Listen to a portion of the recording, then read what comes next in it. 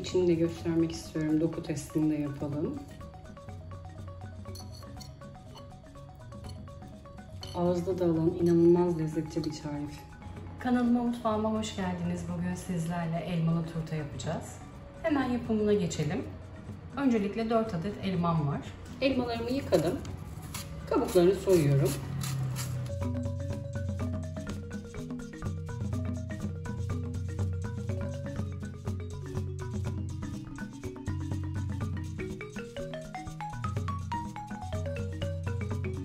Dört adet elmayı kabuklarını soydum. Hiç bölmeden rendenin kalın tarafıyla rendeliyorum.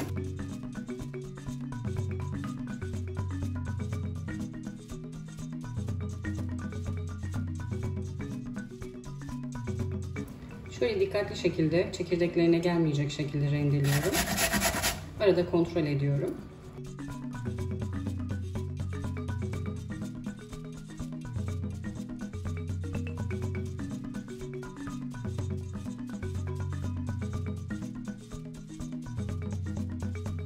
Dört adet elmayı rendeledim. Uygun bir tencere ya da tavanın içine alıyorum. Yarım çay bardağı toz şeker ilave ediyorum üzerine. Şöyle bir karıştırıp orta ateşe alacağım. Suyunu salıp çekene kadar kavurmaya devam edeceğim. Çok fazla şeker koymuyorum. Zaten hamurun içinde de bir miktar şeker olacağı için elmaların tadı gelsin. Çok şekerli bal gibi bir tat gelmesin. Elmalar kavrulurken biz de hamurunu hazırlayalım. Hamur için kabıma 150 gram tereyağı ekledim. Oda ısısında. 1 su bardağından 2 parmak eksik toz şeker ekliyorum. 2 adet yumurta. 1 paket kabartma tozu.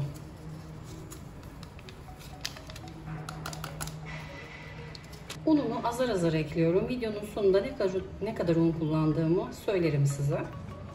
Böyle bir bardak un ekliyorum. Bir karıştırayım. Şöyle elimle eze eze yoğuruyorum. Hamuru yoğurma kabında toparladıktan sonra tezgaha alıp yoğurursanız daha kolay oluyor. Şöyle iyice kıvama gelene kadar yoğurdum. Şöyle biraz toparlayayım hamuru.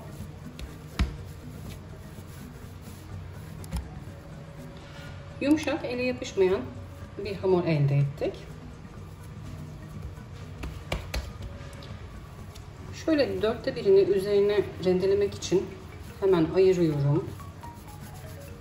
Şöyle biraz düzeltip buzdolabı poşetine koyup derin dondurucuya kaldırıyorum.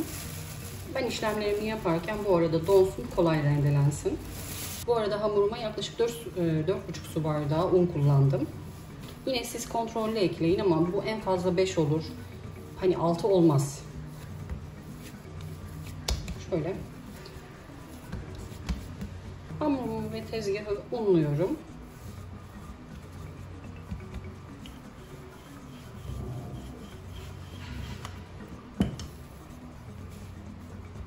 Şöyle merdane ile biraz inceltmek istiyorum. Tepside de yapabilirsiniz ama böyle daha pratik oluyor. Biraz gelişi güzel. Şöyle açıyorum. Tepsiye aldığınızda daha kolaylık oluyor.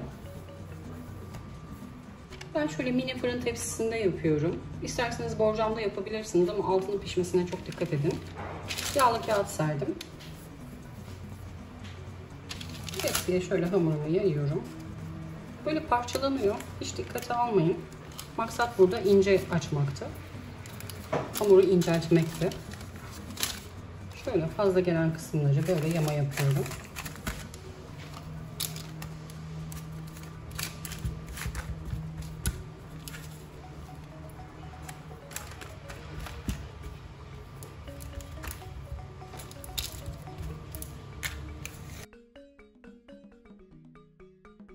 Elimizle her yerini eşit şekilde yayıyoruz.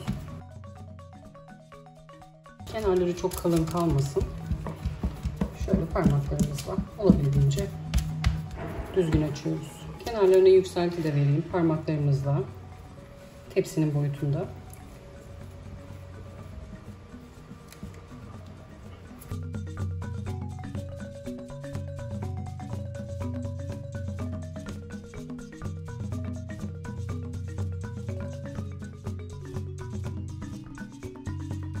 Hamuru tepsiye eşit bir şekilde yaydım. Bir yandan da elmamı kontrol ediyorum. Suyunu saldı, çekmesini bekliyorum. Elmam pişene kadar tepsiyi buzdolabına alıyorum. Daha fazla erimesin dışarıda. Ben hamuru yaparken elmam da suyunu salıp çekti. Şöyle hiç su kalmadı. Buna çok dikkat edin. Eğer sulu bir elmanız olursa hamurun altı çiğ kalır. Hamur dinlenirken elmamı soğutmak istiyorum. Şöyle bir yarım saat kadar dışarıda soğutacağım. Elmalı harcım soğudu. İçerisine evinizde varsa ceviz dövüp koyabilirsiniz.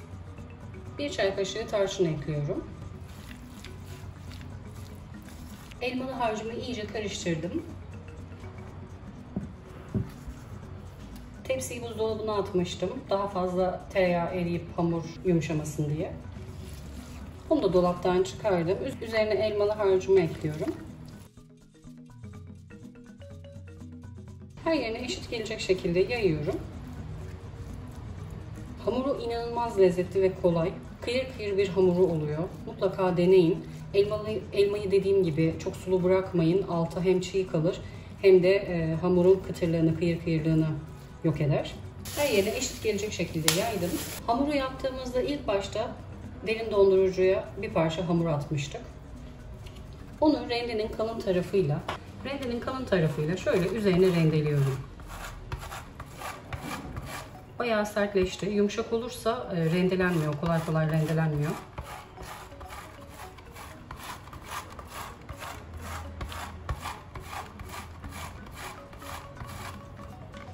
Şöyle arada fazla gelen yerlerde kenarlarını düzeltelim.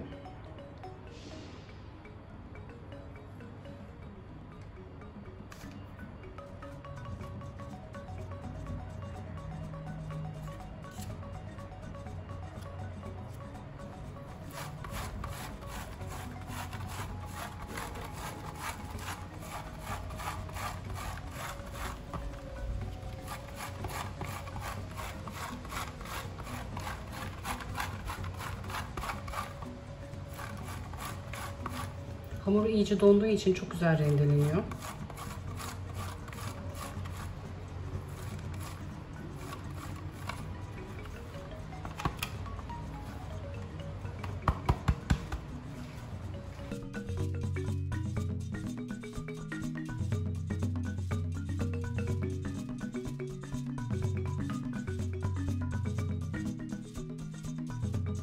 Hamuru her yerine eşit şekilde yaydım. Önceden ısıtılmış 180 derecelik alt üst ayar fırında pembeleşinceye kadar pişmeye gönderiyorum.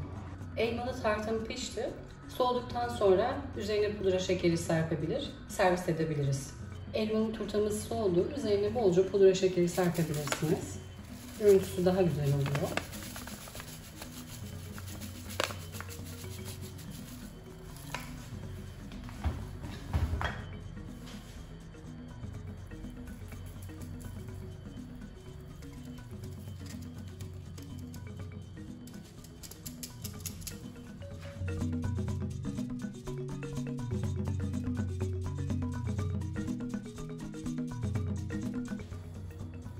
Şöyle inanılmaz lezzetli bir tarif. Kıyır kıyır kurabiye gibi bir hamuru var. Elmanın kıvamı tam. Bu tarifi mutlaka ama mutlaka deneyin. Tarif defterinizde mutlaka yerini alsın. İnanılmaz lezzetli, inanılmaz kolay bir tarif. Videomu izleyip beğendiyseniz kanalıma abone olmayı unutmayın lütfen. Bir sonraki lezzette görüşmek üzere. Herkese afiyet olsun.